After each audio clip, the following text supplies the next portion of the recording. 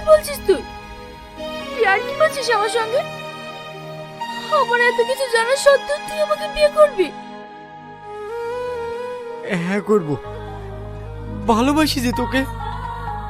তোর সঙ্গে যেটা হয়েছে সেটা অতীত, কিন্তু আমরা তো আবার নতুন করে জীবন শুরু করতে পারি, বল?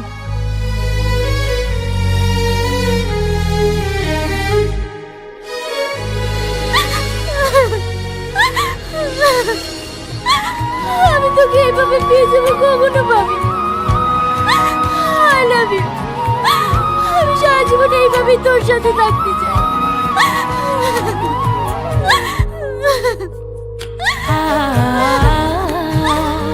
আমি তোকে হারাতে চাই না।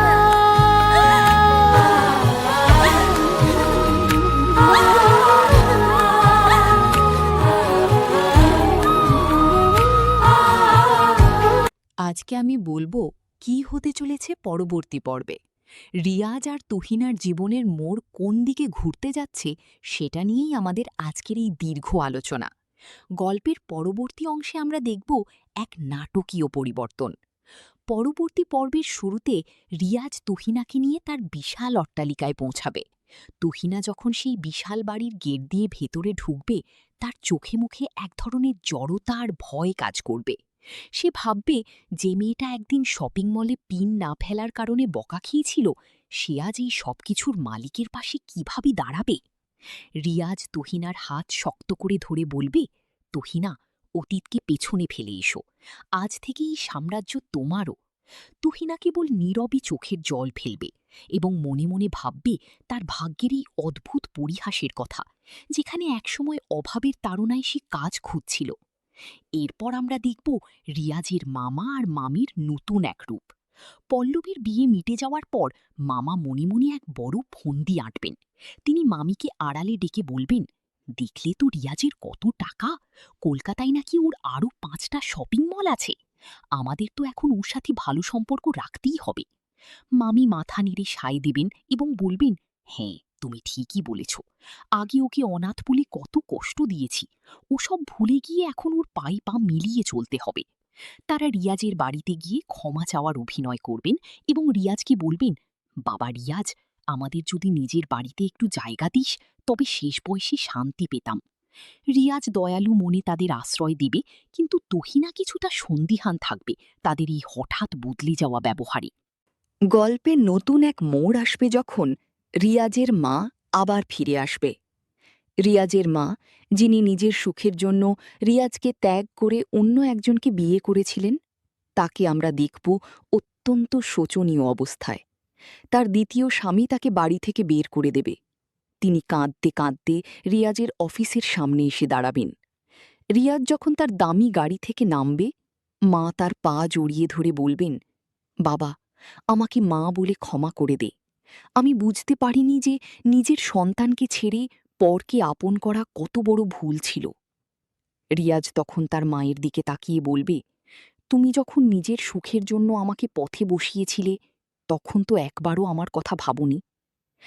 এই দৃশ্যটি হবে অত্যন্ত আবেগঘন এবং রিয়াজ তার মাকে বাড়িতে জায়গা দিলেও মা হিসেবে সেই সম্মান দিতে পারবে কিনা তা নিয়ে এক বড় প্রশ্ন তৈরি হবে।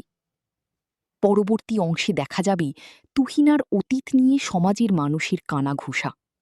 রিয়াজ যখন ঘোষণা করবে যে সে তুহিনাকে বিয়ে করতে চায়, তখন তার ব্যবসায়িক মহলে আলোচনা শুরু হবে।